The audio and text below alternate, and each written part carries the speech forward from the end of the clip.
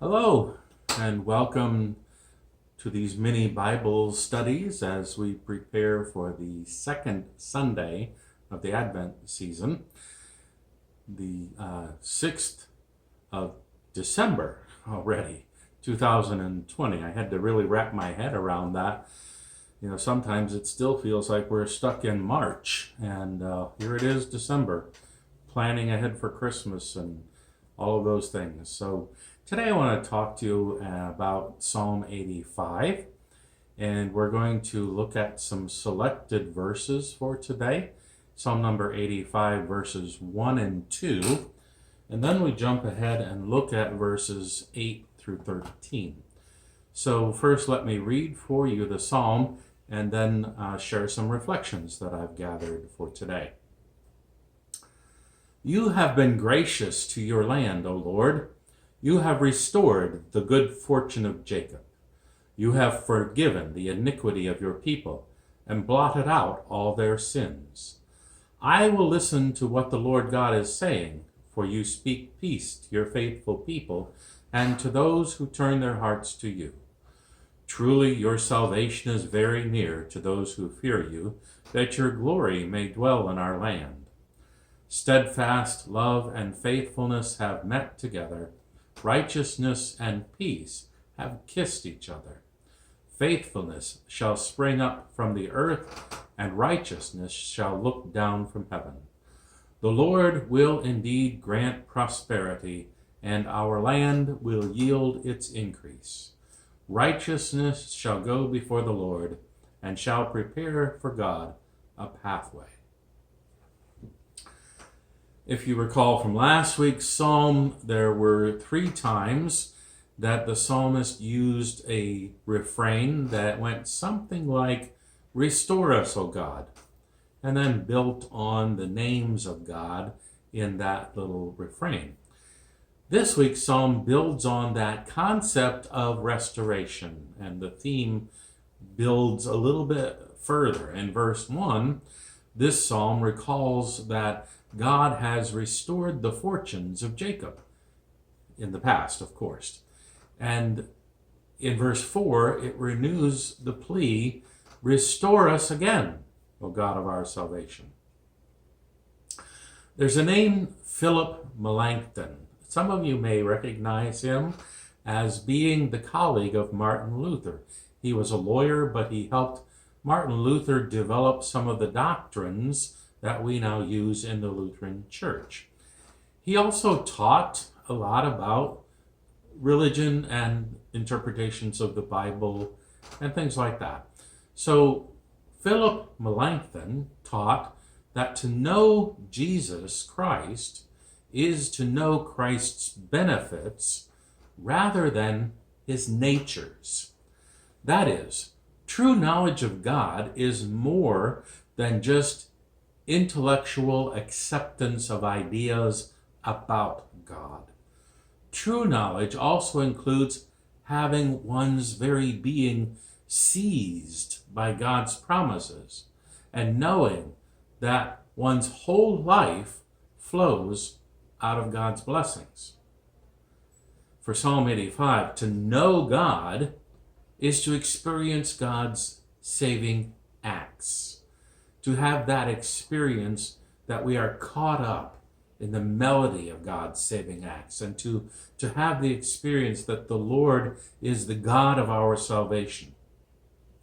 This really constitutes a love relationship, as opposed to just learning about someone from a book, like the Bible even.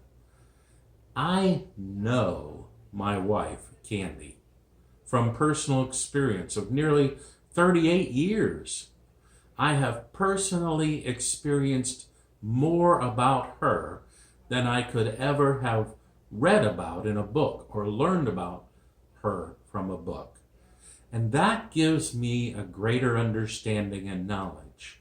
That is what Philip Melanchthon is saying, how we should know God in that personal love relationship. We cannot be sure of what type of restoration that this psalm originally talks about the people who prayed this psalm and what they hoped for out of that relationship or out of their current situation. And perhaps they hoped for the return from exile, like we've been talking about in these last few Old Testament readings. Perhaps they sought forgiveness for some kind of a national sin. Perhaps a prophet had announced some national sin that the people had committed, and this psalm was a prayer seeking forgiveness. Perhaps the land itself was enduring a famine, and this psalm was crying out in a hope for a bountiful harvest. So there is an obscurity here in terms of exactly what was going on when this psalm was being prayed. And maybe that's a good thing. Maybe that presents us with a blessing because it allows us as communities suffering from whatever calamity right now, this pandemic, but it allows us to use this psalm in this crisis as a prayer to God. Restore us, O Lord, from our health problems in this calamity. Restore the well-being of the whole world that is suffering right now from this calamity, and come down. Fix this, Lord. This is what we're hoping for from you. So this psalm has a theme of ongoing need for God's intervention. It's not a one and done, as they say. So we do not receive God just once, whether that's at baptism or at some conversion experience, or maybe even at 13 years old at the affirmation of our baptism.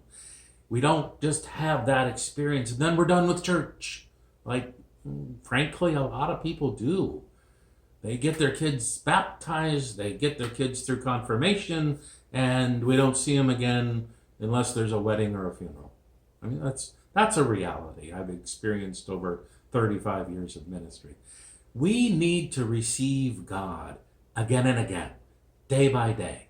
It's not a one and done. We receive blessings, forgiveness, guidance, instruction. We receive Jesus.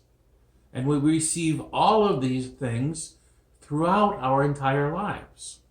And the purpose of remembering what God has done in the past, remembering it out loud like this psalm does, both knowing God's actions of law and gospel, is to know what God can and will do for us again. As I said, it's not just a one-time only thing. This psalm also develops the theme of God's restoration actions. Verse 6 reads, "Will you not revive us again, so that your people may rejoice with you?" Or another translation is, "may rejoice in you." This psalm bears witness to the faith that God has acted in the past, yet even more, it bears witness to this confession that God is present now. God is able to act now. There are no limitations on God. It promises us that the one who established a covenant or a promise with Israel will remain faithful in the future and will continue to deliver Israel, specifically in this psalm, but also applies for us who have inherited these psalms as Christians. God will remain faithful to us in the future and will continue to deliver us as God's chosen Christians. In the Psalm's closing verses, God attributes, let me start that again. In the closing verses, it talks about God's attributes. Attributes like steadfast love and faithfulness, righteousness and peace. And these are all personified. They carry their own personality or some kind of a tangible force, not just an abstract concept that we know about God. It is something we feel in that experience with God. And that is an action at God's command. on the people's behalf. Steadfast love is more than just a feeling. Faithfulness is more than just an abstract promise. Righteousness and peace are personified, and they act at God's command. He commands them to happen. So this poem, this psalm, portrays these seemingly abstract qualities of God as concrete realities. They embody God's benefits for God's people. The psalm poetically promises that these seemingly abstract qualities of the Creator are in fact as real as the more obvious, tangible, material parts of creation that surround us. Things we see every day, even though we may not always say, oh, God created that tree, or God created this grass, or these flowers, or the people around us. But we know that all of that exists within God's creation. And now this psalm is telling us that all of those seemingly abstract qualities or characteristics of God are just as tangible. Within God's creation, love is really present and incarnate for us in God's faithfulness, God's steadfast love, God's righteousness, and God's peace. And they are even more reliable because they cannot cease to exist. They go on for eternity, unlike all of this creation that we see around us, which will wither and die, whether that's plants, animals, or us. Thank you for joining me today. Hold on to that tangible love and faithfulness and righteousness and peace of God, because that's more real than anything else your eyes show you. Take care. Have a great day. God bless.